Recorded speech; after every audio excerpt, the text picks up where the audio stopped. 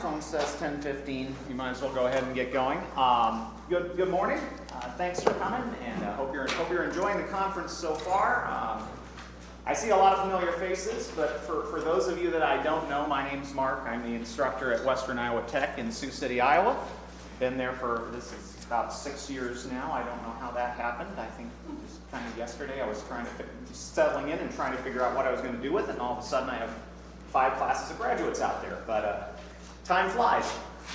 But gotten a chance to put something together for the first time here today. So we'll it's kind of meant to be a general clinic. We're going to discuss a lot of different things fairly quickly. The idea behind this that came up, I kind of knew when I took the job at WIT, I kind of knew, okay, sooner or later I'm going to get called on to do something at the national conference. And I can't say I was looking forward to that. I've been a little nervous about it. I've stalled for a long time. I pushed it back as far as I can reasonably push it back. And Dan Bainbridge finally laid down the gauntlet and told Bill, I'm not doing another one until Mark does one. All right, fine, you win, Dan. I'm on. But I've been thinking about this off and on for a couple of years, and I was actually talking with a group of students after a conference a couple of years ago and saying, they're going to ask me to do this one of these days, and I don't know what I'm going to talk about. I'm a general tech. I don't have a specialty. There's not one thing that I can sit here and spend an hour and a half talking about being an expert on. That's not been my background. And what I do all day is I deal with things that students bring up to me and say, I messed this up, what do I do? And one of my students looked at me and said, well, there's your clinic. And I thought, you're right, that's it. So what it is kind of a clinic about things that go wrong, mistakes. Right, of course, mistakes that happen to everybody else, because none of us in here ever. Mistakes that happened to somebody we knew. So that was kind of the genesis of this. That's kind of how it came about. And I had a chance to run through it, present it up at Red Wing in February. And thank you again, John and Lucas and Greg all for the invitation for that. It was a fun audience, and we got some good suggestions out of it. But yeah, the idea is a clinic. The clinic is essentially about problems, situations that we don't enjoy, right? The moments in our lives that we remember for all the wrong reasons, right? The spots that you get there, how'd that happen? Sometimes our customers create them, right? Sometimes kids create them. I joke that my students will always have great employment options because 6th graders will continue to find new and exciting ways to break stuff. So sometimes this happens because of our customers, sometimes it happens because of our fellow technicians, and sometimes it happens because of ourselves. Right? That's not my favorite one of those, by the way. If you're not familiar with the demotivators, they're spectacular, but my favorite one of those is one that reads mediocrity, and the caption is, it takes a lot less time and no one knows the difference until it's too late. And the image is the Leaning Tower of Pisa. I want to hang that in the lab. I keep telling graduating classes, if you want to give me a graduation gift, give me a framed version of that and hang in the lab. Anyway, sometimes it's our fault and we've got to dig ourselves out of the hole. But the important thing to remember, and I'm going to admit to several things that I goofed up in the course of my repair life, but the thing to remember is that we all learn something from these things, right? These things that go horribly wrong and take up our entire day. We learn something, we get better, because now we know, even if it's, I know not to do that again.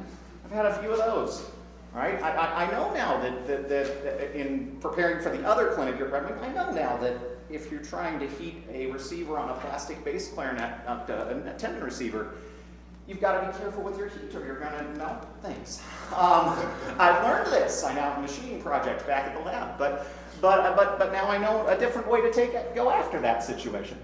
We get stuff out of this. We get things out of it that are going to help us the next time we see something and the next time we see something similar. And so that was kind of the idea. Is bear with me because I'm revisiting a few of my worst nightmares at a national conference.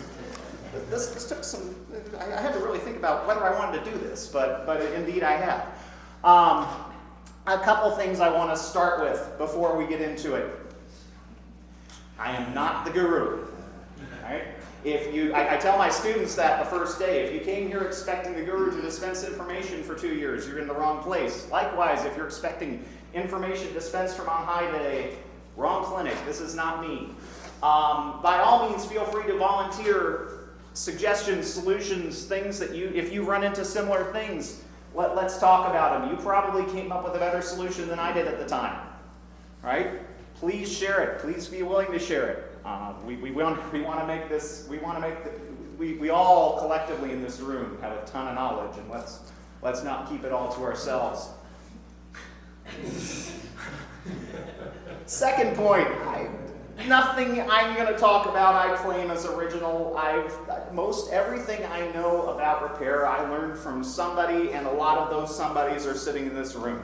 I got into this business after spending a few years as a band director in Texas and New Mexico, and ventured up to Renton, Washington in 2003, 2004, and that guy over there, Daryl Hickman, imparted a great deal of his knowledge of business and the repair world to me, and I took that and forgot too much of it, and got out into my working life in a shop in Missouri, and continued to attend events like this, regional clinics, national clinics, opportunities to keep learning. So most everything I've picked up from somebody, and most of them are here, and a lot of it has to do with this organization. I'm grateful to NAPBIRT for that.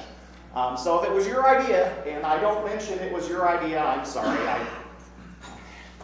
I'm not trying to claim it as my own. The other thing is I have the opportunity every day in my daily job to work with roughly 20 every year, aspiring technicians. And each one of them brings their own background, their own perspective, their own look at things. And I learn something from my students on a daily basis.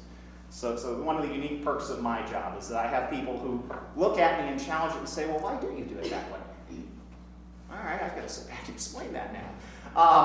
Or why do people do it that way? Well, here's what I know. I learn something from my students every day, and it's a great part of my job, and it means a lot to me, and it's especially meaningful to see a few of those folks back here today. Not to get too choked up, but it's good to see you guys. Part of me wants to say, what are you doing here? You know everything I know. Go hear somebody else. But it really means quite a bit to see you guys out in the field and learning still. Those of you that are graduates that are here, I appreciate it. And thank you for what you've taught me. Part 3 of this has to do a little bit with the disclaimers, has to do a little bit with my repair background. That is our family car. It's a 2005 Ford 500. It's a precursor of what Ford now calls the Taurus. All-wheel drive, giant back seat, which is great when you have a 4-year-old, a 1.5-year-old, 2 car seats in it. This is our get around town. It's great in the winter. We love it. But you know, it's a family car. Ford Taurus. That is also a Ford Taurus. Right? It's built for an entirely different purpose. Okay? If something goes wrong with my Ford Taurus, I take it to our mechanic. Right? His name's Dan. Dan's a great guy. If you need a car mechanic in Sioux City, Iowa, Dan Bennett, can't recommend him highly enough. Terrific guy. He takes care of it. He fixes it up. The car goes. Right? If you take Dan, if Dan is asked to fix the NASCAR Ford Taurus, right? He's going to do a good job. He's a smart mechanic, and that car's going to come in 41st at Daytona, right? Because it's built for a different purpose, and the things that Dan does to keep my family car running don't help the race car do 200 miles an hour. Likewise, if the NASCAR mechanic goes and gets under the hood of my car and starts going with it, my wife could probably shave 5 minutes off the drive to preschool. Easy, right? The Sioux City Police might have something to say about that.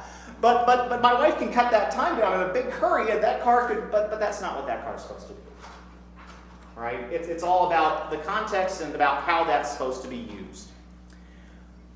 We are kind of unique in that a lot of us are not NASCAR mechanics or family car mechanics. A lot of us see both of these things, if you think about it in terms of the instrument world. Right? A lot of us will see plenty of Ford 500s, and a lot of us will see the occasional race car. And it's my contention you can't approach those two things the same way. Okay, now to qualify that, I'm not saying you can cut corners. on the family car, right? If Dan, my mechanic, doesn't tighten the lug nuts on the tires, something bad's going to happen, right? Just as if the mechanic on the race car doesn't tighten all the lug nuts. Either way, somebody's crashing, right? They both have to work, but they have to do different things. I say all this to say that, whoops, why did I do that? Let's fix that, please. Sorry.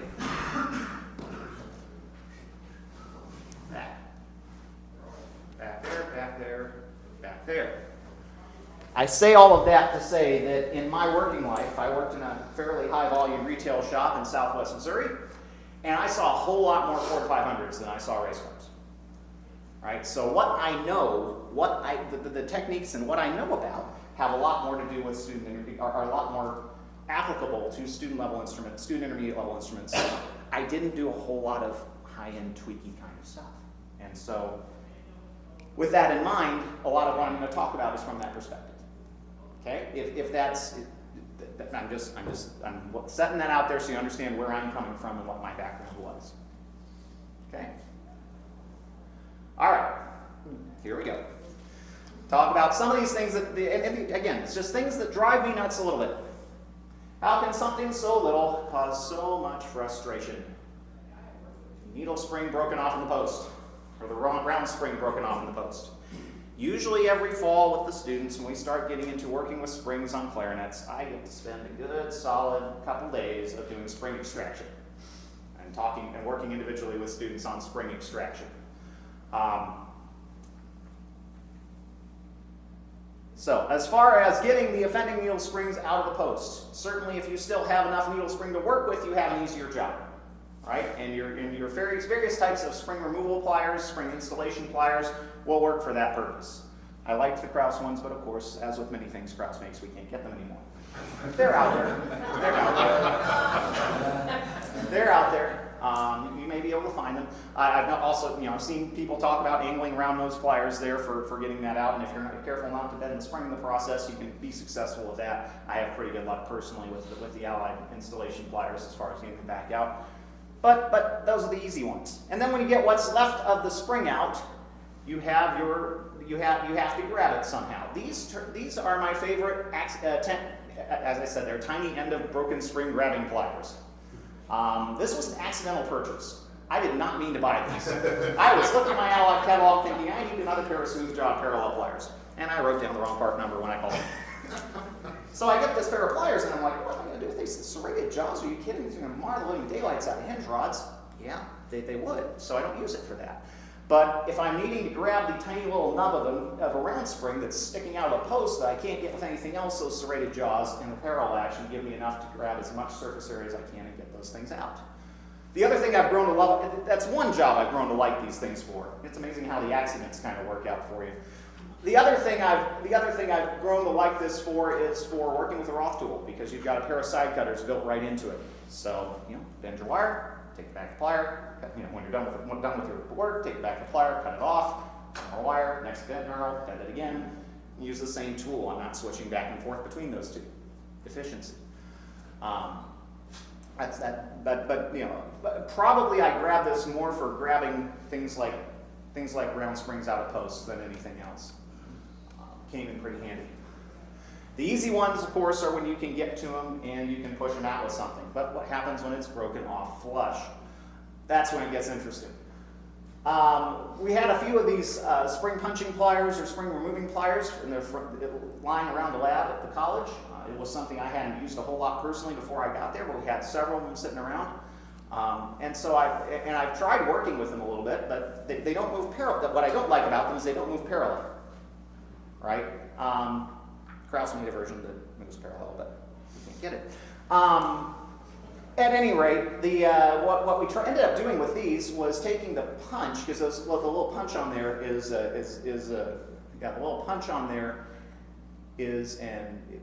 removable, replaceable, right? So we got a few of the extra punches and then took them to a mini lathe and turned it down. Made a little taper on it. You could do it with a bench motor and a file.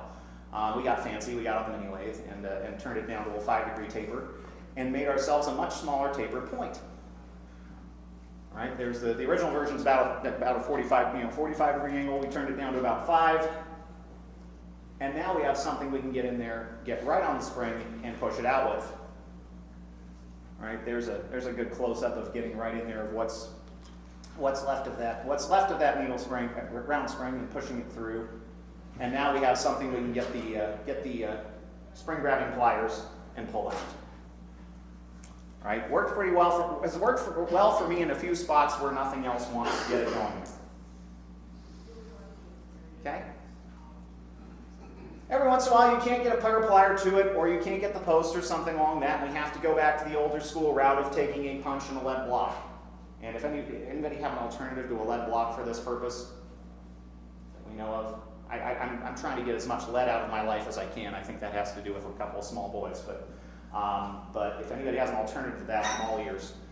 But sometimes we kind of have to go back to, we're going to tap it out with a punch. Freeze punches worked pretty well for that. And usually you have a spot to get to it. This turns into a three-handed job, right? Because you have hold the instrument, you have a punch, you have a hammer.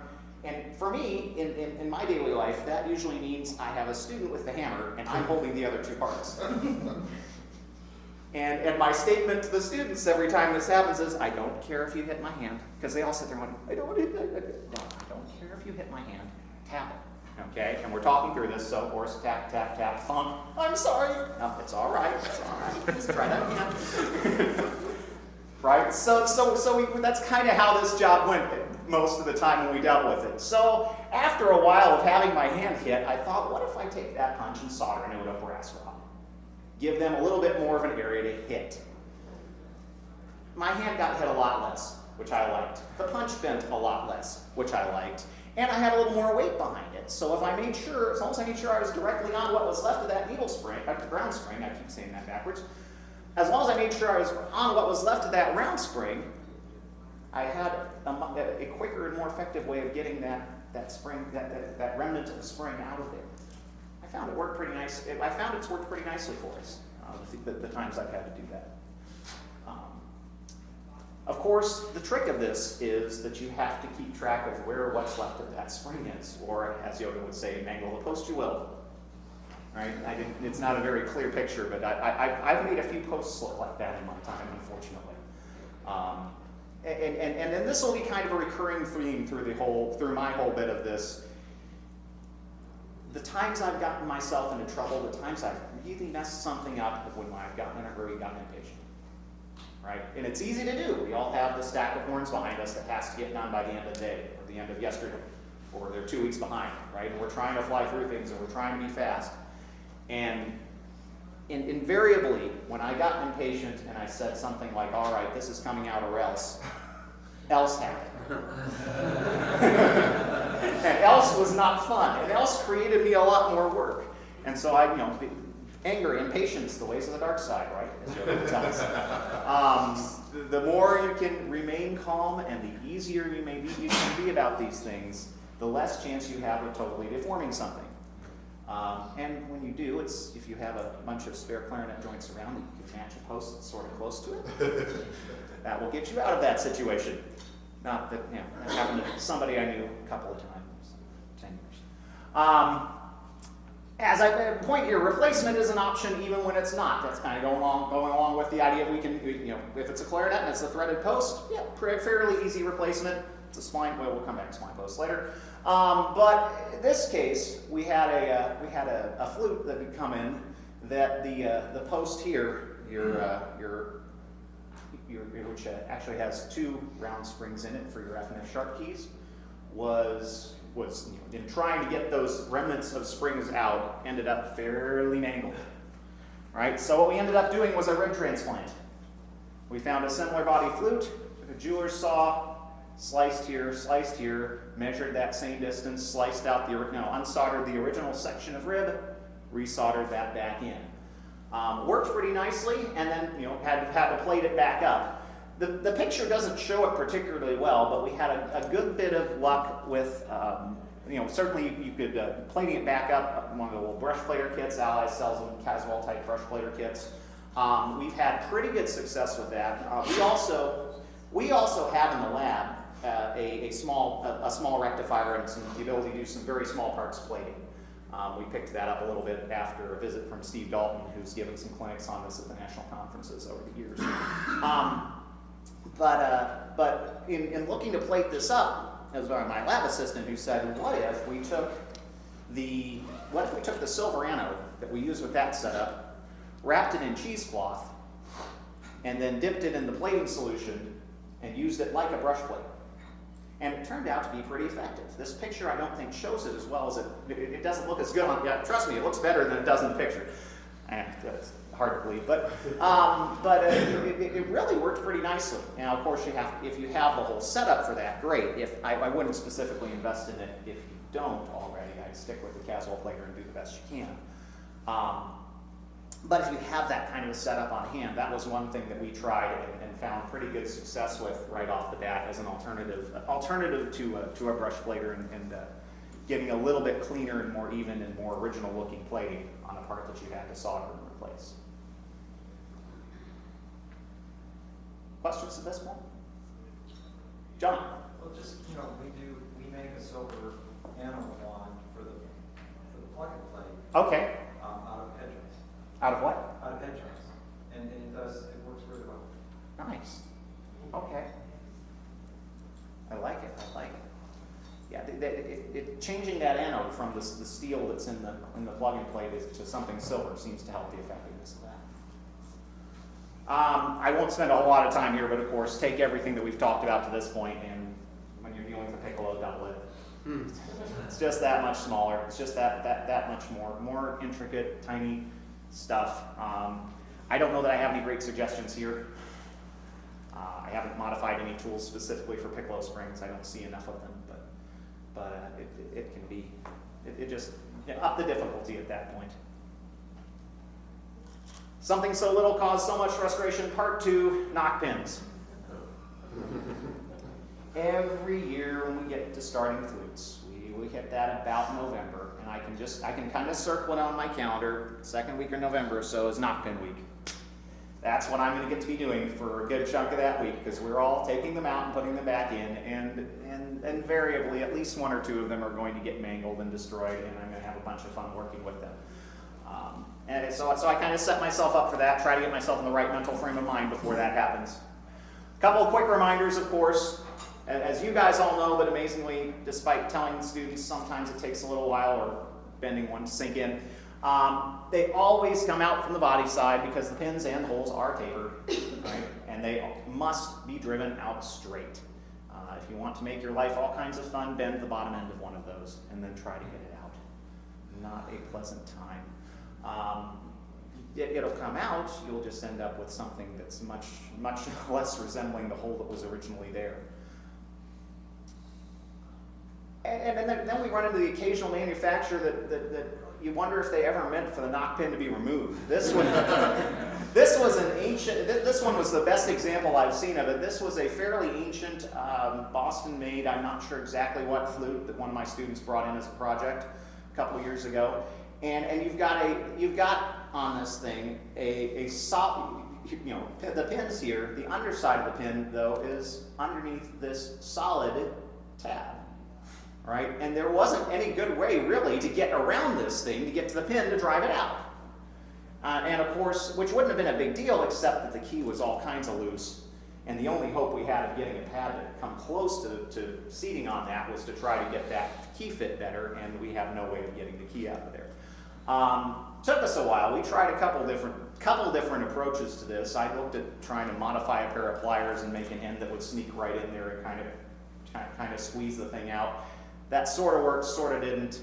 I think the student that was working with it finally was able to get a punch to it enough to get the thing get far enough out to pull it out of there. But every once in a while you run it in. It's not necessarily on something ancient. I've seen some crazy angles of knock pins and knock pin installation and difficult things to get to. Again, I don't know that I have any great solutions for anybody on that, other than just keep trying and try as best you can to get as close to a straight angle as humanly possible, and be willing to try a couple different approaches. Your knock pin removal tools all sort of operate on the same general principle, right? The idea is to keep whatever punch you're using to drive it out straight. and work with it. Your various itinerations of those. Voton makes one as well, which I didn't picture only because I don't have it.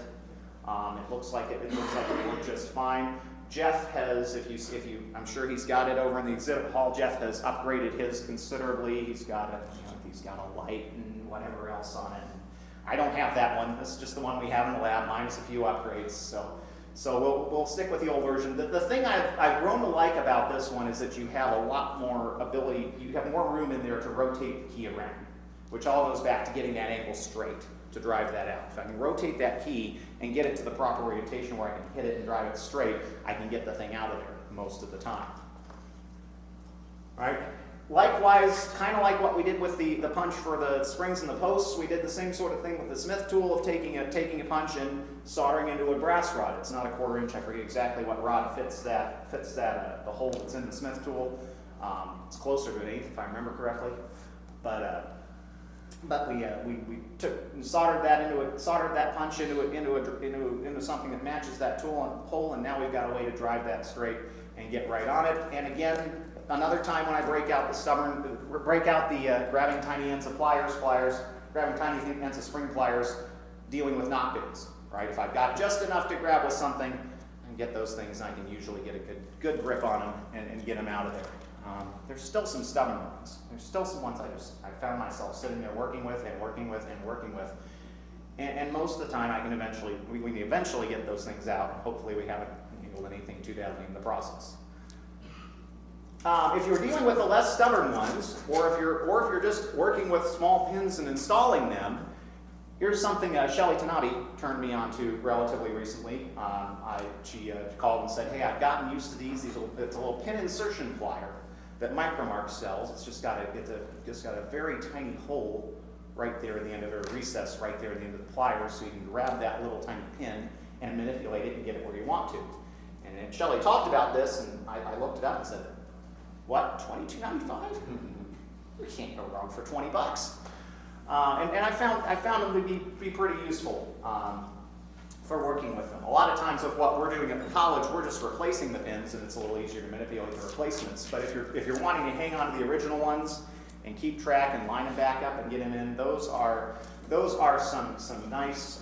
Those I found to be really helpful for grabbing and holding those little things.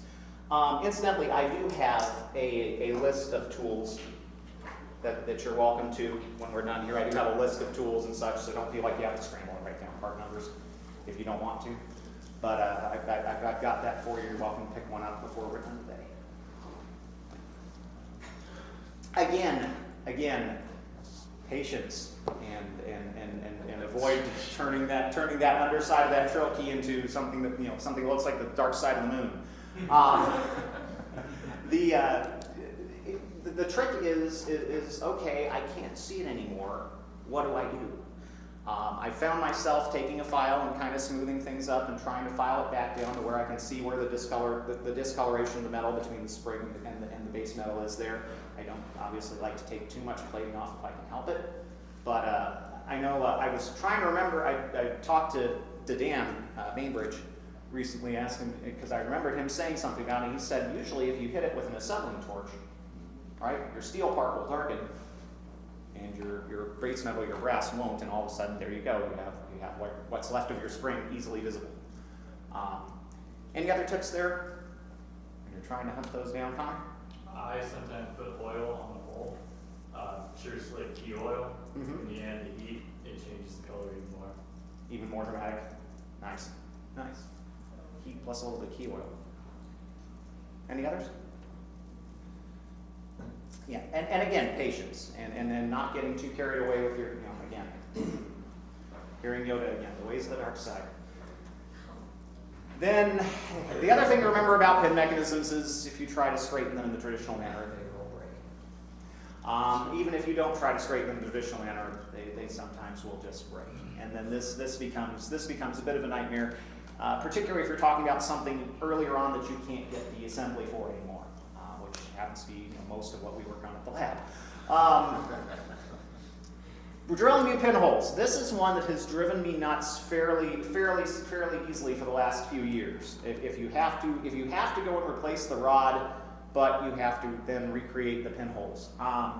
Jeff Smith has this pin drilling set, or flute pinning set, which includes a couple of reamers for forming the taper in the hole that you drill, and a couple of a micro drill and for pinning, and then some replacement pins, which we added quite a bit to because we go through a whole lot more of them.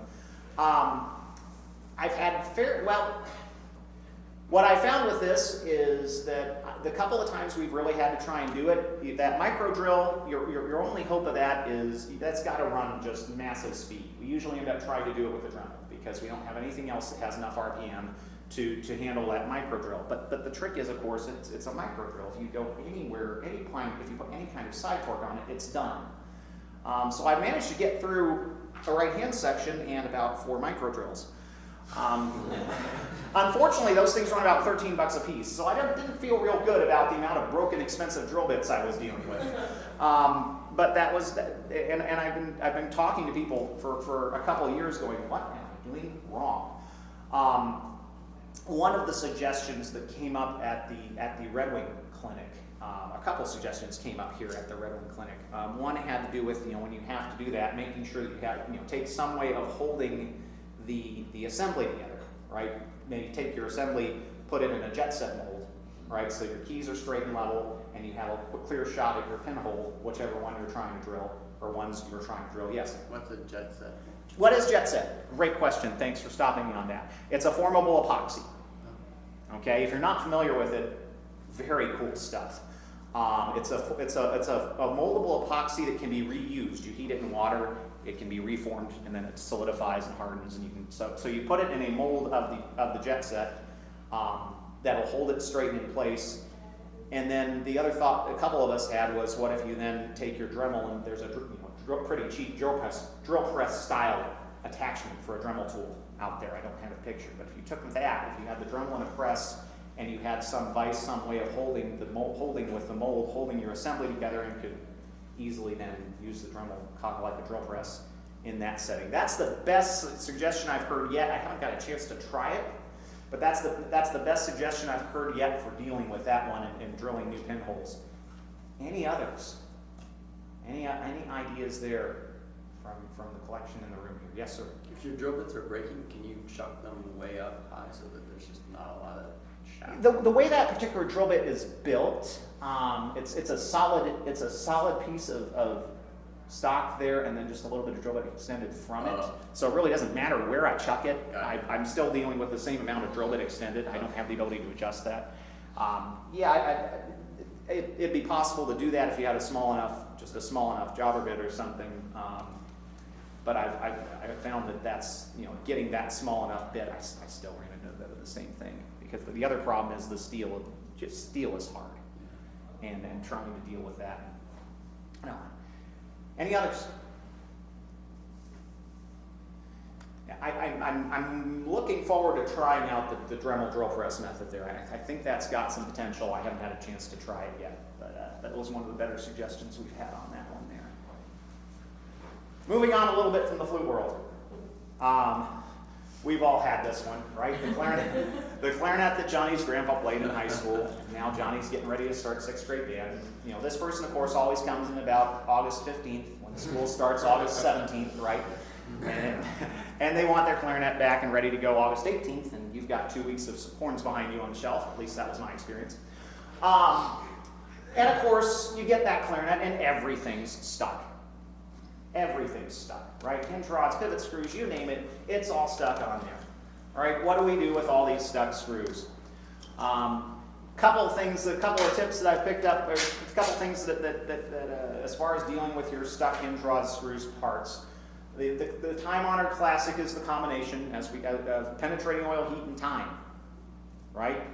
Get the oil on there, heat it up a little bit, take your pack up heater to the post, to the rod, whatever. Like, let it cook a little bit, let it sit and think about what it's done. Let it sit and think about what it's done some more. Put it back in timeout if it won't come out. The problem there is that time is the one part of that equation that we sometimes all don't have, right? And eventually, if you have time at your disposal, great. That's probably your best option. Certainly if you can introduce a little bit of vibration, right? Think about what we do with stuck slides, same idea with your stuck hinge tube, hinge rod. If you can tap on it with something, the canvas hammer works pretty nicely for that, the freeze cells, a few other choices in there. So you can tap on it a little bit. Wayne Tanabe, when he was out visiting a couple years ago, suggested taking one of your less expensive screwdrivers. Don't do this with your Kraus blades if you still have those. But take one of your less expensive screwdriver blades, grind it down to really match that slot and get as much torque as you possibly can on that hinge rod. Not a bad, you sacrifice the screwdriver a little bit, but if it's a relatively inexpensive one, and you get some, and you can use it on the rest of that horn and get the rest of those out, you've done yourself some good. And failing all of these, and when there's no other way to get it, if you're not familiar with these super thin Dremel cutoff discs, Rio Grande sells these, or Kraus has them. I'm sure a couple other suppliers do. You can take this and let's see, do we have the sound?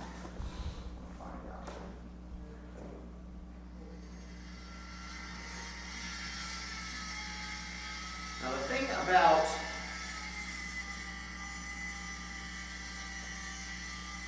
about these discs, as we just discovered there. Wear your safety glasses? Wear your safety glasses, because they don't, if you put any kind of sideways torque on them, they disintegrate, right? So we've got one side of that rod cut, and now we can, hopefully, if we're lucky, turn the post, and if you're really lucky, you don't have what happened to me in the video happen, and the threads don't break off in the other post as you try to extract the stuck key. I almost redid the video.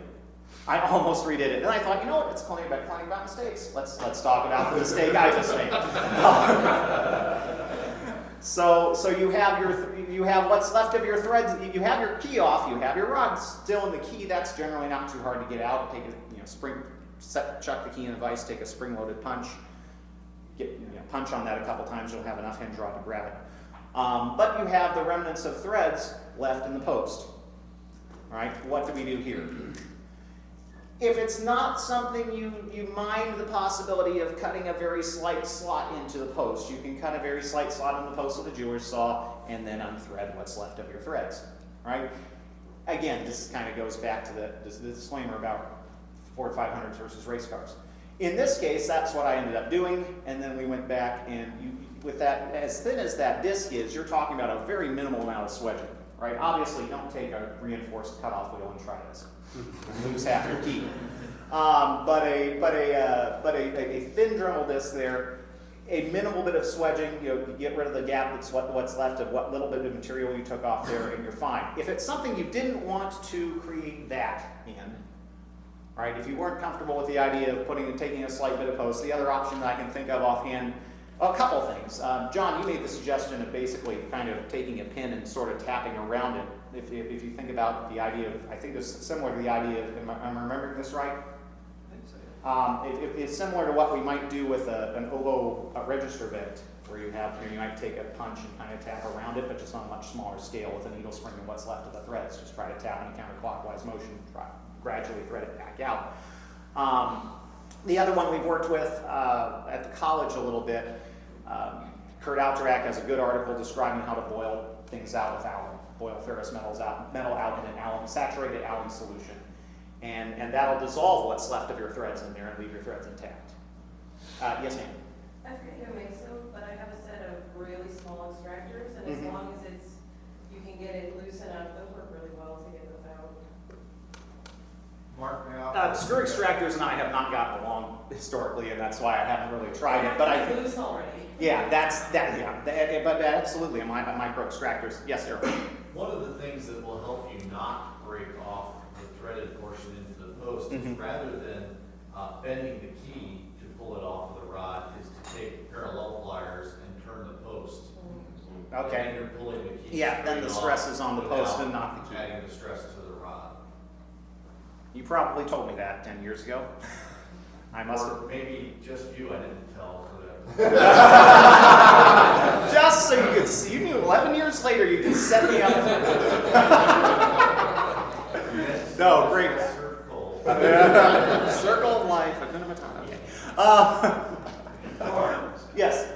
I don't know if the boat house still makes it, but they used to Okay. have on a one rod piece and the slide adjustable, it would fit over the post. And you could actually drill into the post and the key. And a lot of times with a flat metal, basically a rule or something, you can tap on both sides and get enough movement of the rod that when you do move it, you don't break off the threads and you can just slide it past there. Doesn't Okay. always work, but if you can get in there or get some penetrating oil inside of that and get that moving on the rod, like I said, if you still have to move the post out of the way, better to do that than to mess Absolutely. up the threads, and then you can basically remove that. But the I like whole it. collar, I like on it. either side of the different drill bit, it will. It's essentially a post drill machine. Right. Okay. And you do it with your bench motor, and just set something the size of the drill bit matched up close to the actual hole you're drilling out. I like it. I like it. Absolutely. And I'm sure none of us are silly enough to do this, but if you're having trouble getting the rod out of the post and you think it's stuck, check for set screws if it's an older instrument and make sure there's not set screws holding the rod. We don't have any con hard rubber clarinets because the students got frustrated trying to take the screws out and only to discover there were grub screws in the side. That's not happened every year. No, good point. Other thoughts there? No, this is good. Yes. We've been experimenting with this just recently. It was found by accident to work. But we've been trying just using alcohol instead of penetrating oil. Okay. And it's been doing amazing things for us. One of our technicians was working with an instrument and using heat, and all of a sudden had, too much heat going on, so we kind of doused it with something with alcohol in it, and the screw came out. Huh. The rod came out. And we've been experimenting with the tapping method a little bit, Mm-hmm. and then just using, and he's been working with isopropyl. Okay. No penetrating oil, Right. just putting alcohol in it, and it seems to just dissolve the rust. I don't know, experiment with it, it's kind of working for us. Cool. I like it. We'll give it a shot. That's one of the advantages we have in the school setting is we can do some experiments. So by all means, we'll take a shot at it. I know Ned Nagy at White's in Wisconsin talked about using goof off as a penetrant there in that situation as well. Your standard hardware store paint remover type goof off. That it worked for that in that situation. Annie, did you have something? I've had a lot of luck if you have a PEG computer of some kind with an extra pair of hands. As long as you're really careful not to overheat it, if one person puts some pressure on it, as long as you haven't ruined the threads yet. Right. Or the slot yet. Right. If they heat it up, as you put some, you might be able to get just enough to where you can start to wriggle. Okay. Other thoughts there with stuck stuff? We'll keep moving a little bit here. Spline posts. I hate spline posts. And of course, typically found on plastic clarinets made by Ertley, Armstrong, and Jupiter, which is like the entire inventory of Western Iowa Tech. And a few others, right? You're trying to get it out, it doesn't turn, it's probably splined. I've gotten to the point where I've just given up and ended up heating these when I've had to pull them out or put them back in, heating them very slightly, which probably isn't ideal, but spline posts aren't ideal either. It's kind of my take on that. So we're just going to, lightly, of course, you don't want to overheat it and deform the plastic, but lightly heating things up. I know the Thorpe text talks about tapping it back in with a mallet and a little bit of super glue, I think, to hold it. I've had a difficult time with that. I've found that I generally have to involve some light heat for putting those back in if I have to. Not fun. Okay, moving on. In the interest of time, I don't know that I'll talk about this one too much, but it's happened to us a couple of times where, okay, now we've got the threads broken off in there and we can't get to the post because it's recessed into the body. I've found situations where I've ended up trying to, sometimes you can extract these, right? Sometimes you can't. Maybe able to cut into it or something along those lines, but you don't want to deform things too badly. This is another one of those that I don't have a solution for other than be willing to try stuff and good luck. Couple other notes as far as frozen things. I've had a rash, I shouldn't say rash, I've had a few students over the last couple of years who've been interested in ancient saxophones, and I shouldn't say ancient, vintage saxophones. And of course, you know, they come in and all the rollers are frozen solid, stuck, whatever. In the process of getting them out, they manage to disintegrate. Possibilities, one creative student got hold of some pen blanks, had a little fun with a lathe, and turned down some custom rollers. And he could, you know, in this case, he went with the black, but you could probably get something that matches the original Busher Pearl pretty closely if that's something, if that's a concern. Worked out pretty nicely as a means of dealing with those. I've not had any luck really trying to extract those rusted hinge rods from what's left of those rollers. It usually turns into a replacement situation in my experience. A couple other notes, keep moving. Chasing the phantom leak, right? Everything else looks good. Your pads seem to work, but something else is going on. Things to check. Lip plate receivers, right? Solder points of lip plate receivers to head joints. A tiny pinhole leak in there and you're game over, right? You're done. It's too close to the player. Everything's not going to work. Octave pips on saxophones, right? Hopefully not silver soldered in, but if they're soft soldered in and they're not soft soldered in carefully, you may have a slight leak around there. And soldered tone holes. One of my favorite ones that came in the last couple of years. Look familiar? Yeah. Because of course, you know, Martin Indian alto, right? Bell brace bashed in the body, 2 gaping leaks under tone holes, right? Nothing you can do there, of course. You know, you can have that all day, but if you have, and usually the leaks, when you're dealing with soldered tone holes, usually it's not this dramatic. I love this example because it was blatantly obvious.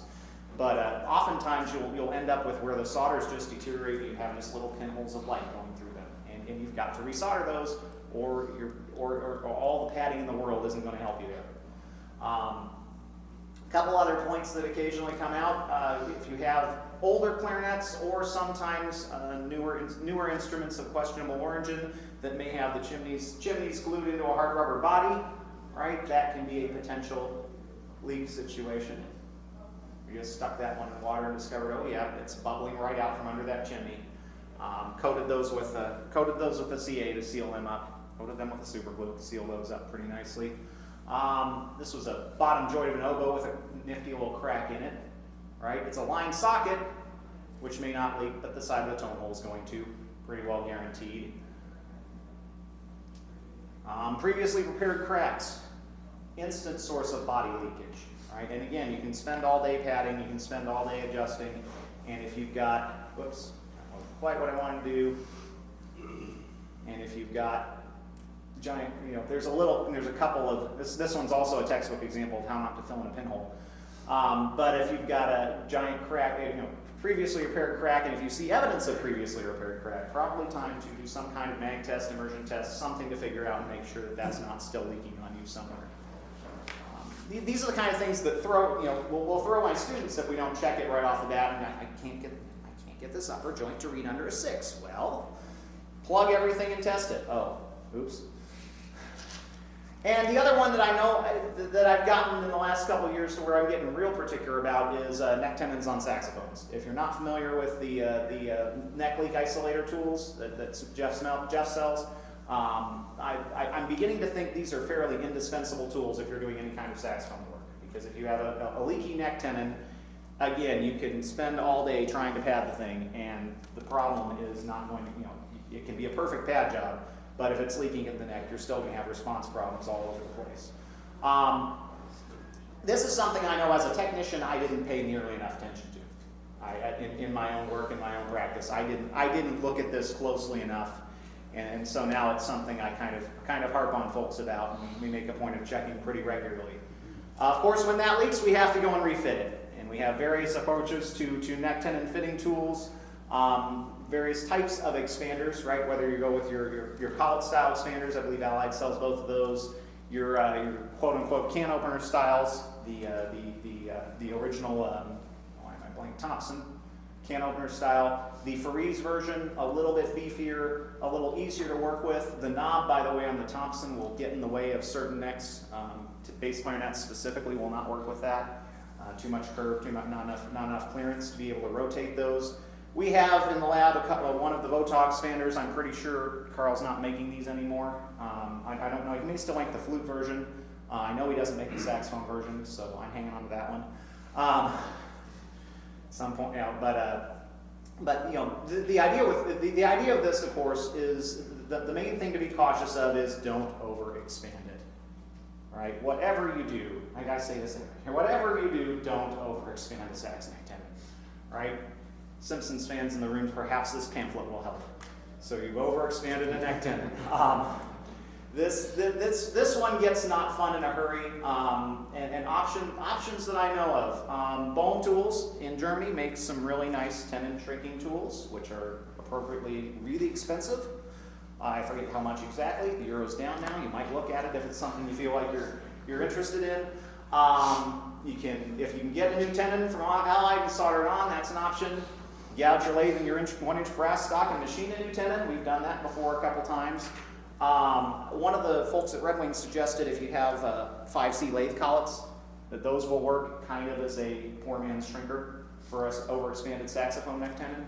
I shouldn't say poor man's because it's a lathe collet, but as an alternative, let's say it that way, as an alternative shrinker for a neck tendon. Just stay away from the last option if at all possible, because it's not really an option. But other than, somehow you've got to make that tendon smaller. I know a couple times I ran out of patience and ideas, and just ended up making that fit, which wasn't ideal. And then you have a situation where something gets nice and twisted, right? Nifty little angle in that particular neck. The story behind this one, and we'll get the story behind this one before we get into why it's chucked in the lathe. I'm sure you're wondering, Mark, what are you doing? The story behind this one was one of my students overexpanded the neck tendon. She just was trying to fit it, overdid it, it stuck. And my lab assistant and she determined this by trying to put it on and discovering, it stuck, and then she couldn't get it off. And so my lab assistant and she worked with it for a minute, and he pulled one time too many, and we have a kinked sideways alto neck. Okay, which we can't get back into the receiver to straighten it with because it's too big, right? And it's stuck. So what do? That's why this is chucked in the lathe. Okay, we did put a little burnishing tape there to protect the tendon. We also knew a little bit that the tendon was done for. So we didn't worry too much about that. No power was involved here. We don't have the clearance to spin a saxophone neck in this particular lathe, and we didn't do it. But what we did is we put a dent barrel on the opposite end, and that gave us enough length to just barely contact the bed of the lathe. And so by turning the headstock against the barrel, chucked in the lathe, we were able to do the opposite of what my lab assistant did and sideways twist the neck back into shape. It came out really nicely. And then my student promptly machined a new tendon and soldered it on. We almost didn't tell the owner what had happened. We told him.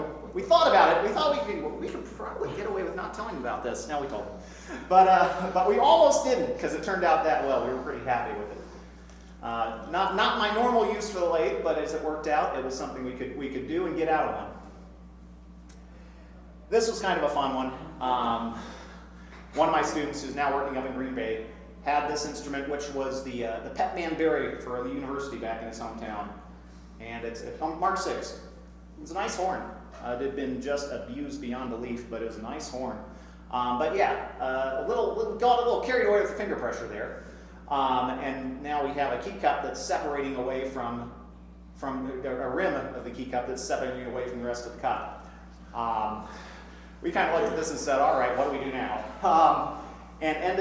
What we ended up doing with it was we got hold of a key cup. Again, Shelley helped us out there. But we got hold of a replacement key cup and transplanted it. Cut it off at the end, cut it off, unsoldered / grounded off to the arm, transplanted the key cup on, resoldered the key and the pearl. Lost the pearl in the process, but we replaced that. And I don't have the after picture on that one, but it did turn out looking really pretty nice, all things considered, where it started with. Same horn, low E flat tone hole. We've seen this before, right? Something of that nature. Fairly bashed. Little out around, fairly bashed. What we ended up doing here, little body work, of course, takes and dents out, and an old cob resin pad ring. Right? If you get an instrument where you take one of those, that set of pads out, every once in a while you have the right size ring to match a tone hole. And if you have somebody who's gotten overzealous with a tone hole file, not that I've ever seen that happen, but if you've got somebody who got a little overzealous with a tone hole file, or one that was just so badly bashed out of shape that by the time you get back to it you have no tone hole left, it's a good way to reinforce it, build it back up, and end up with a tone hole again that you can make a pad conform to. Last bit of woodwind problem issues. This is one, what Shelley referred to in the clinic as the saxophone mechanism problem, right? Your F sharp to F to G sharp to B flat, right? The amount of forces of different directions that are pushing on that F sharp key. I had one in particular. I had a tenor, Yamaha tenor, that one of my students was working with, and one of my best students that I've had in the 5 years there, very particular, and she and I just went back, we went back and forth with it because she said, I can't ever get this right. I feel like I get the F sharp padded, it looks good. I add the F, it looks good. I add the G sharp, it doesn't work, right? So we played with spring tensions, we messed with whatever we could, and what we came back to finally was key fit. Just having to be really, really, really particular about the key fit of that F sharp key, because you have forces pushing on it from how many different directions, with the bar down to the right hand stack, with the connection to the G and the B flat. If there's any kind of slop in that key at all, it's going to not hit in the same place at the same time, and it's not going to work. Right? That's where this year's class has gotten absolutely sick of me talking about F sharp key fit on saxophones. We discovered that our set of school owns new Jupiter, well, relative new Jupiters. They've been through 4 or 5 repair classes now, but our set of Jupiters, even after having been through a few repair classes, some of those didn't fit as well as we'd hoped. So we had to spend a lot of time with that, but it really was what ultimately was holding us back there. Some of it's spring tension, certainly your individual pads have to work, but that key fit on the F sharp specifically was the killer there, and one that if we didn't pay close enough attention to, caused us all kinds of problems. How's everybody doing? Stand up. Everybody up. It's a long time to sit. All right, let me hear you. No, we won't sing. But we won't sing. My dad had the misfortune to grow up a couple miles from Wrigley, so he did curse me for life as a Cubs fan, and I sang along with Harry a lot as a kid, but we won't sing today. But stretch for a minute. Cool. Everybody good? Let's move on.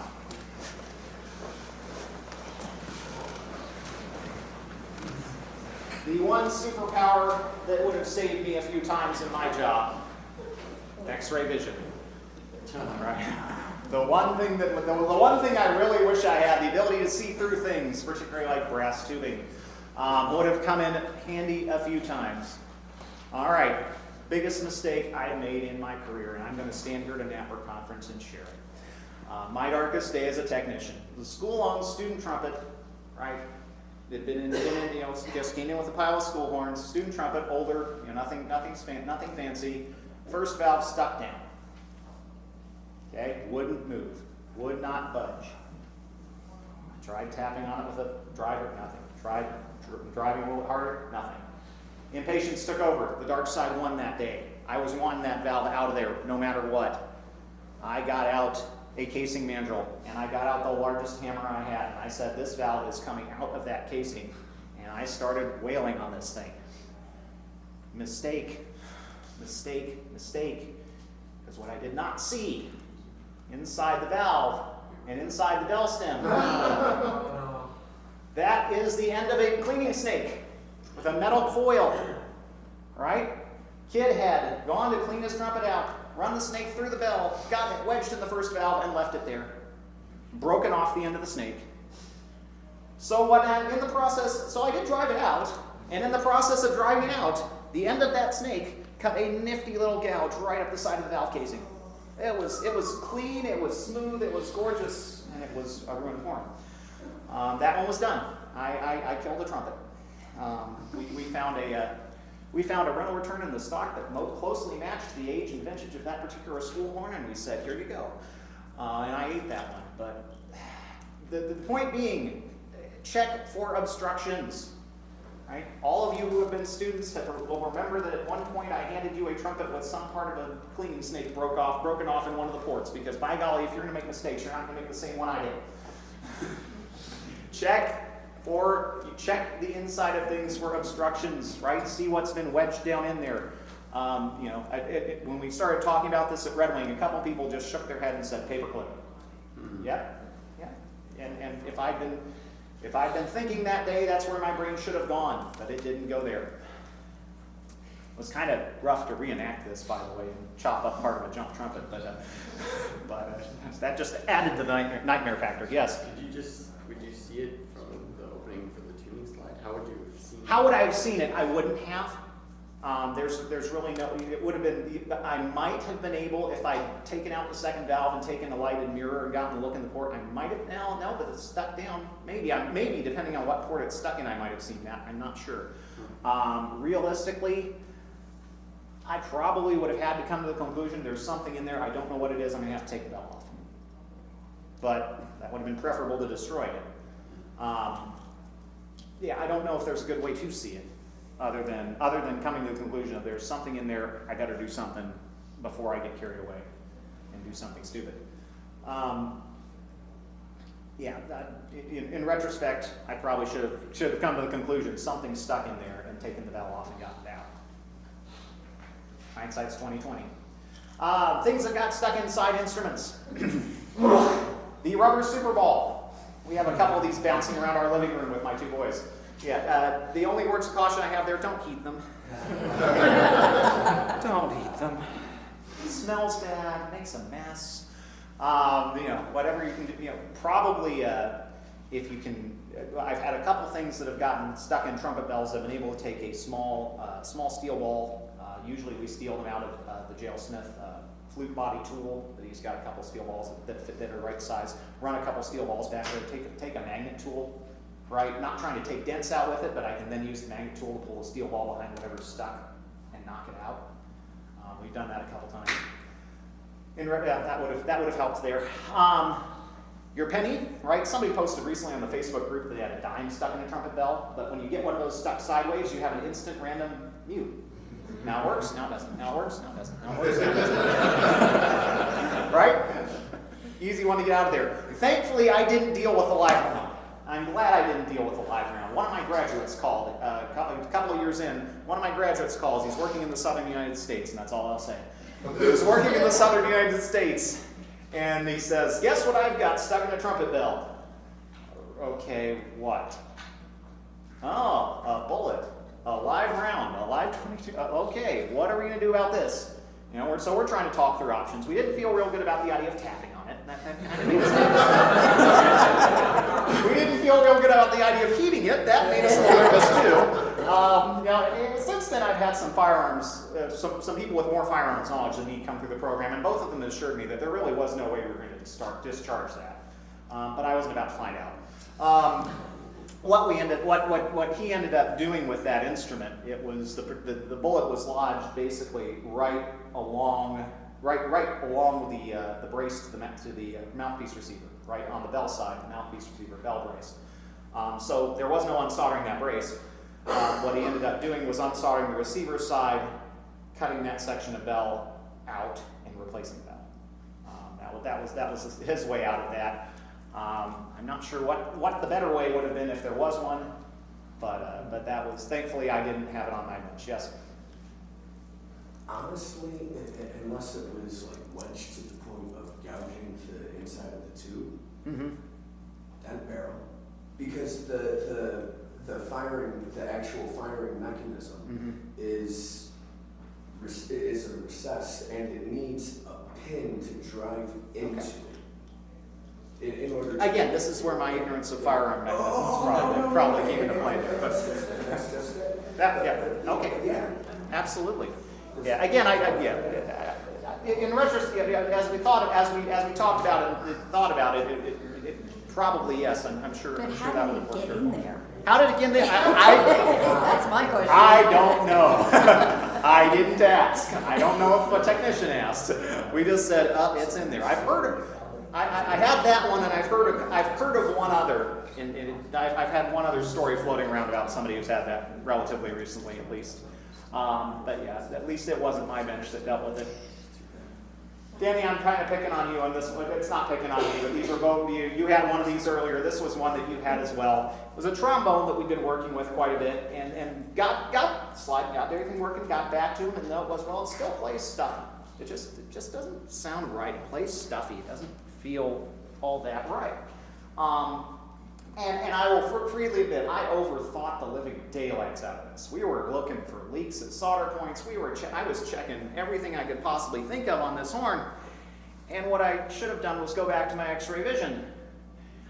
It actually took Ken Stitch in Appleton, when you were headed home, it took Ken in Appleton to figure out that somebody had left a dent barrel stuck in a tuning slide. Obviously without the hole cut in it, right? This is just for reenactment purposes. But yep, somebody had left a dent barrel wedged into that tuning slide tube. So we had a nice little bore distortion there. Causes a little bit of problems. Again, if it goes back to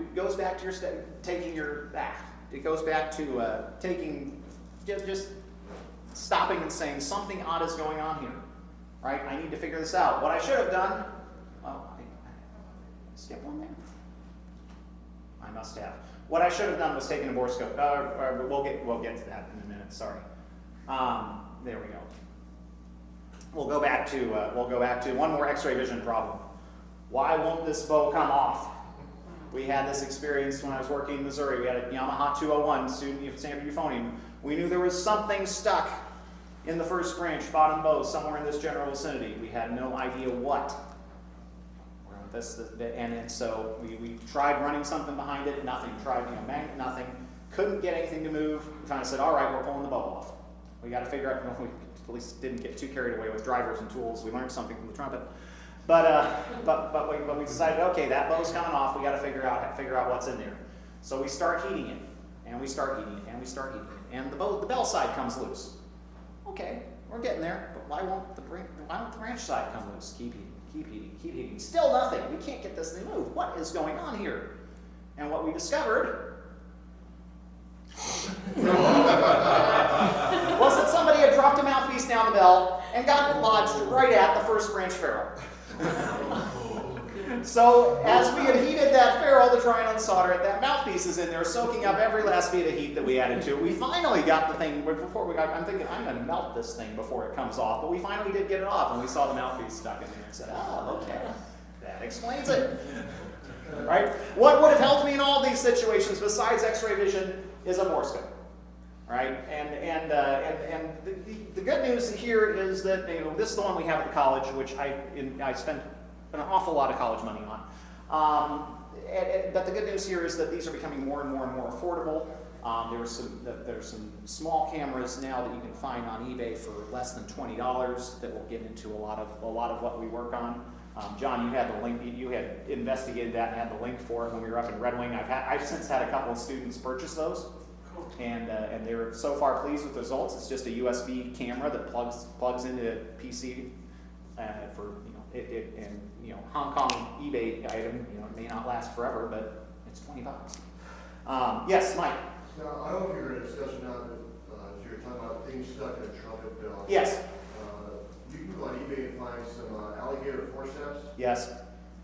You can get a 16-inch, 20-inch, and one is like scissors, the other one has just little guys that will open up.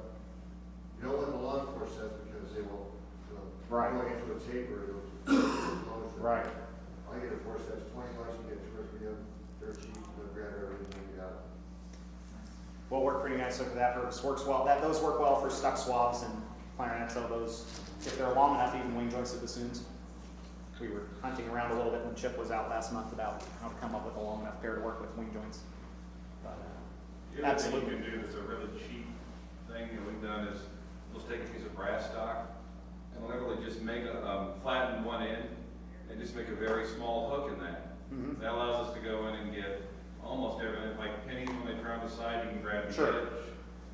We've also soldered or raised on screw tips Yep. for the Yep. Super Bowls.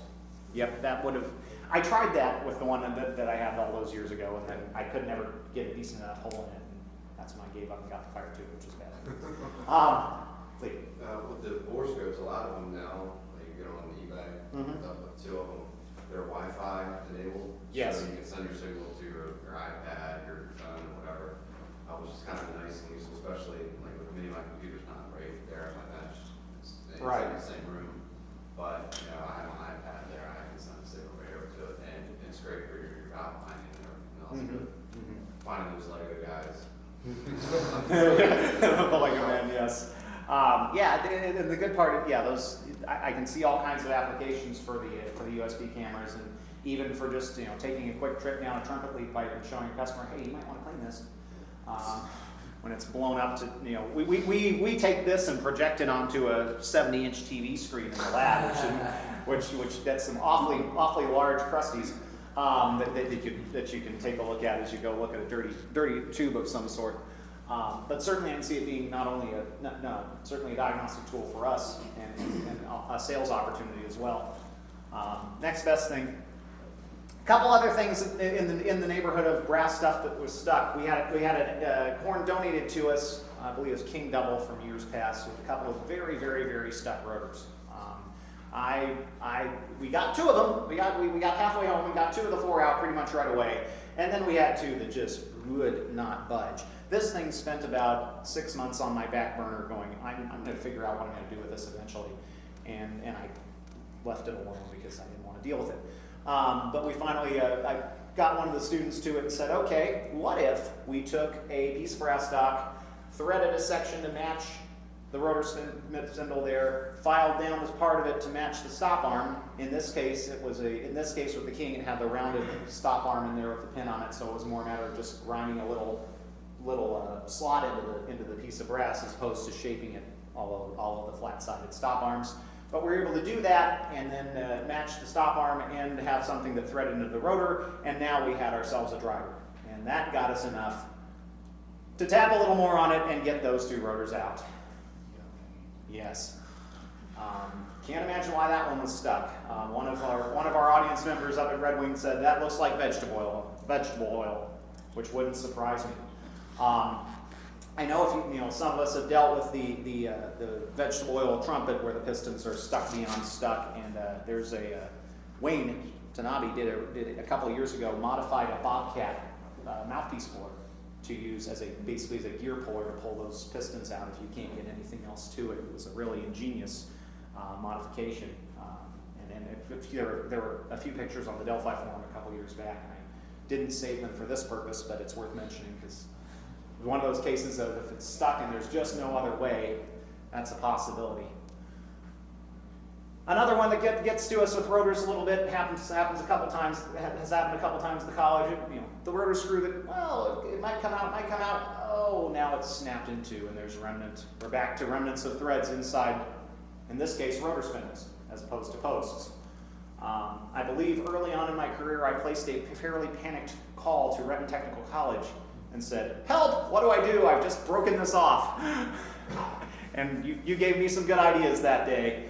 I've settled on left-hand drill bit because I have a lathe at my disposal, right? And number 38 happened to be about the size for that rotor. So mounted the rotor in the lathe. Ideally I'd have collets for this. I wouldn't just be putting a rotor into a 3-jaw chuck. So I'm watching my pressure. I'm not crushing that other end of the spindle there. But since I don't have collets at my disposal, we just carefully chucked it, center drilled it out, and then ran the lathe in reverse with the left-hand drill bit. And instant screw extractor. Worked out really, really nicely. Also, we've done the same kind of thing with the euphonium valve stem threads broken off flush inside the valve. That one's a little harder to chuck carefully in the lathe. Again, I'd have collets if in a perfect world. We have gone and carefully tried to wrap that piston with one layer of burnishing tape and a consistent layer of burnishing tape, because obviously if it's inconsistent, then the piston's off center and you're lost. But if we carefully wrapped it with one layer of burnishing tape and then watched our pressure, we could chuck that in there, use a similar left-hand drill bit, and back out that remnant of the screw there. Question came up, and it's a good one. What do you do if you don't have a lathe? Right? And besides the answer of get one, which is after having worked with one now, I didn't have one in Springfield in my working life before this. And having had one at my disposal and having to then teach a bunch of machining, which was an experience. I haven't touched a lathe in 5 years, and now I've got to teach clarinet tendon replacement. This will be interesting. But having done it now for 5 years, I don't know that I think I'm starting to consider some kind of lathe fairly indispensable. But beyond that, if you don't have one, since drill presses don't run in reverse, you could still drill it out, but the left-hand drill bit doesn't help you in that situation too much. I think that's what I ended up doing with the one I called you about, was attempting some method of holding the rotor in a vise and drilling it out on the drill press. Other ideas there? Have you guys dealt with this one? I've grown to really like the left-hand drill bits. Other than a screw extractor. Other than a screw extractor, which would be the other possibility there. And screw extractors is historically, screw extractors and I haven't gotten along. I know they work, a lot of you can make them work well. I personally can't. So I've not had much luck there. But that's one that's worked well for us on a couple of occasions.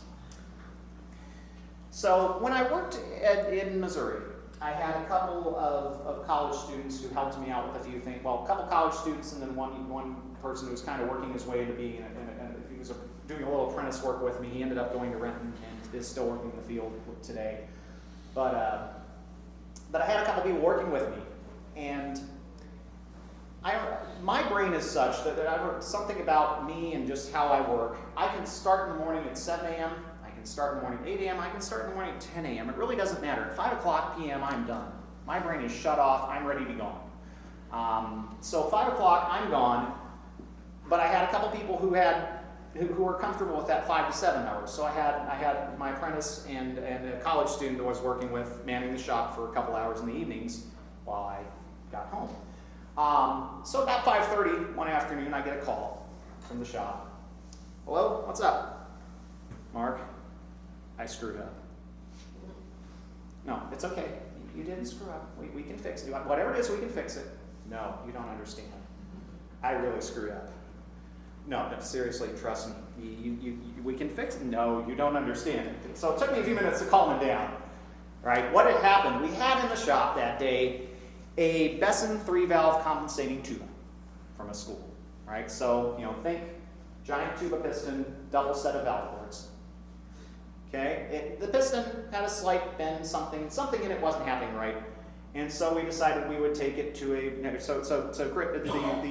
he decided he would take it to a valve sleeve and tap it in there and see if he could tap on the sleeve and straighten it out, kind of a la the Freeze instructions of using the valve sleeve to kind of hammer it back in shape. So in the process of tapping this valve into the sleeve, which happened to be a fairly tight fit, yeah, I did punch the button, didn't I? Yeah, he tapped one time too many, and the valve kind of looked like that. I got back in the next morning, I got a look at the piston, and I said, yeah, you screwed up. What are we going to do about this? Because it's a Besson 3-valve compensating tuba, there's no chance of getting a piston. Those things have been gone for 20 years. So what did we do? I was eventually able to kind of get that sort of back straight and find a slightly larger valve sleeve that I could get it into and get it moving through after I tapped on it for a while. The difference so I had a sleeve that was about, if I remember right, and I don't remember my exact measurements, Peter, but I had a sleeve that was about 30 thousandths maybe too big for the piston, that I was able to get it back and working through. I thought, okay, what if? So I did a little math, figured out 3 intermediate sizes between the size it needed and the 30 thousandths, then the one that would go through, figured out 3 intermediate sizes of sleeves, called up Freeze and ordered them. I then got a call from Curtis Free, who said, are you sure you want those sizes? That doesn't match anything that's ever been made. And I said, okay, here's what I'm trying to do. That might work. All right, we'll make them. So they made me 3 intermediate sizes of valve sleeves that don't match anything ever. And we gradually worked the thing through one, down about 7/8 thousandths, then the next one, down about 7/8 thousandths more, then the next one, down about 7/8 thousandths more, and we got that valve back to functional. Now, did it seal the way it probably should have? Did it need a valve job? Probably. Did it function? Yes. In retrospect, there are a few things I'd do differently there, but at the time, it's what got us out of that one. Reasonably sort of got us out of that one, because otherwise there wasn't, killing the tuba wasn't an option at that point. We weren't going to let that happen. Yes? What would you do differently now? Probably have, it would, once I got it back down, it would have been a case of have somebody refit the valve. Yeah, it needed to be refit to have any kind of tolerance left. Right. As it was with a fairly thick valve oil, it would play. But the note there on valve sleeves, when I do use these now, I don't necessarily use them in the manner that Farees would in the manner Farees suggests, as to try and shock things down, that kind of thing. It's more of a diagnostic, or sometimes just to hold the vent piston to tap it back straight. And also, I missed, at some point in my reading through the catalog and working with these, I missed the fine print of go 1/1000th above the size of the piston. Gives you a little bit of room for error there, and a little bit of room, because you have some tolerance in there on most things, right? If you're not dealing with really, if you're not dealing with very high level trumpets, you have at least 1/1000th tolerance probably to work with. Let's see. Yeah, we're in good shape because we're running till 45. Okay, why all trombones? I'm going to skip that. Couple of you will remember this. So, I had a student in a class a few years ago who hailed from New Jersey, and he earned the nickname Jersey early. He just kind of bought into the nickname Jersey. Now, if we have folks from New Jersey in here, please don't take this the wrong way. I've had several students from New Jersey since who are outstanding students. But this particular young man, he had a lot of. He was one of those folks that if I turned my back on for 5 seconds, it would be a question of what is he trying to do. So we got to trombone slides, and we get to talking about outer slides that are skewed off parallel. And my statement, I don't get upset with my students very often, I really don't. But when I tell you not to do something, and then you do it, that's when I kind of lose it. So Jersey here, we talked about outer slide skews. Well, what do? You unsolder the crook. You don't try to take the crook in one hand and the brace in the other and gradually torque it back into shape. Of course, he had to see if he could do it. So when he brought me the pretzel that was the trombone slide, I was not a happy camper. I took a walk around the building that day. I told one of my second year folks, when the rest of the class gets here, just tell them I'll be back. And I walked around the building for a minute. This kind of gets into just a little bit of a philosophical thing for me with trombones and slides and slide crooks. I don't like, maybe it's because I don't have any success with it. Maybe it's because I just don't like it. Conceptually, I don't mend slide crooks. If there's a slide crook problem, I'm either going to replace it or realign everything to it. Right? Because if it's gotten dented, if it's gotten dented in at the end, right, and your ends of your slide crook have gone out, right, I'm not going to try to squeeze that back. I'm just introducing some stress there. For me, it doesn't work. I'm going to go ahead and work with this brace and get my block out and realign everything parallel and build it all off that crook. Or if it's way skewed one direction or the other and I can't straighten it, I'm going to get a new crook. I've had very, very little success squeezing slide crooks. And certainly very, very little success attempting to twist outer slides. We didn't do that, but that operation since then has become known as the Jersey twist in the annals of for those of us who've been at WIC for a few years. Yeah, just don't. Along the same lane, why Olds ambassadors, right? Because you have a single one-piece solid outer slide brace, right? Why? What possible reason was there behind this?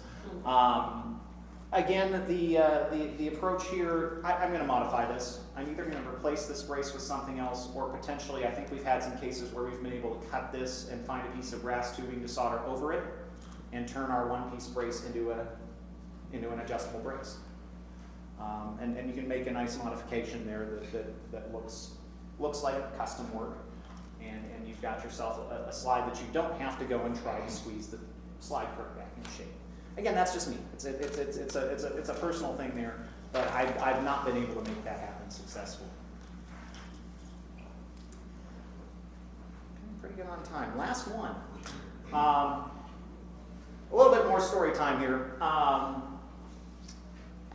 This isn't, of course, the actual rotor. I'm trying to recreate things a little bit. But you had a bend in the spindle. Right? What we had at the time was a St. Petersburg 4-valve tuba. And the instrument had been in one of the other shops, in one of my colleagues' shops in the company I was working with. Had been in the summer and gone back and come back, and the statement was, something's just not quite right. And so we get it, and yeah, we're trying to play it, we're trying to look at it. Something really doesn't feel right with this tuba. Something is not happening right. And we couldn't put our fingers on it for a minute. And then I got out a tuner. I thought, okay, what's going on with this thing? We'll play it a little bit. And open, I'm getting C instead of B flat. It should be a B flat too, but except I'm getting C. I go up a partial, I get F. I go down a partial, I get the F below that. It's like, wait a minute, what? Something's going on here. And I figured out something's up with the fourth rotor. And I called the other technician. What had happened was the fourth rotor spindle had been bent. And the technician had cut the old spindle off here and machined a replacement spindle and silver soldered it on. Did a brilliant job. It looked gorgeous. You could pull that rotor out, you'd never know it had been silver soldered, other than the fact that it was 9 degrees off. So when the valve was sitting open, it was actually closed. And which is why we were getting C open on it, because it was as if the fourth valve was depressed. And when you press the fourth valve, oh, it's a B-flat tuba again. The point being, he did a gorgeous job. It was spectacular. I looked at it as like, you machined that? That was brilliant. But he missed one step. Right? And so many of the things we do are processes where every little step can make a difference. Right? And you take one step out of that equation and the whole thing goes downhill. The question came up when we did this at Red Wing. The question came up, well, what did you do? And there's a two-part answer to that. There's what I probably should have done, and there's what I did. What I probably should have done, which is what you suggested, you and Greg suggested, I think, John, was taken the stop arm, cut the end of the stop arm off it, rotated it 90 degrees, silver soldered it back in place, and had a working valve. What I did was replace the rotor. But what I should have done was probably, it would have been an easy modification to the stop arm to make that 90 degree rotor work out just fine. But you know, hindsight's 20/20. Point of all of this being, you know, stay calm, go through your processes, right? Don't let yourself you can stay out of some of these by not letting yourself get too far ahead of yourself. Not get too far ahead of yourself and not get too impatient. A couple of quick notes as we finish this up. Easing the pain at the end of the day. All right, number one, breathe. A lot of us are win players, not all, but a lot of us are win players, right? We should have some idea of how to do this, right? Keep it in perspective. This is around the corner, for those of you who have not been to Western Iowa Tech, this is around the corner from my classroom, down the hallway. This is the police science program's firing range. So every day from 8 o'clock to 9 o'clock in the morning, Don, the instructor in police science, teaches firearms. And they're doing target practice with college students. I tell people I have immense respect for police science instructors because I get nervous handing my students an acetylene torch. And they're handing them firearms.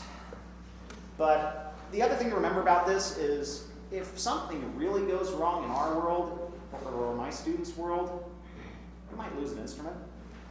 Which, of course, is a terrible thing, but in the grand scheme of things, it's not that big of a deal. And I have a daily reminder around the corner that for some of us, if they make a mistake, somebody's life is in jeopardy. Whether it's that particular police science student, or somebody they're interacting with. Right? Perspective. Perspective. Third point of this, remember what really matters. That's my 4-year-old. That's Timothy. If there's a 4-year-old who can tackle you every once in a while, it's amazingly therapeutic. if there's somebody around, if somebody in your life and your family who can remind you what's really important about all this, it'll help you work your way out of some of these situations with a smile on your face. So, questions on any of this? Thank you very much. A couple of thank yous in here to.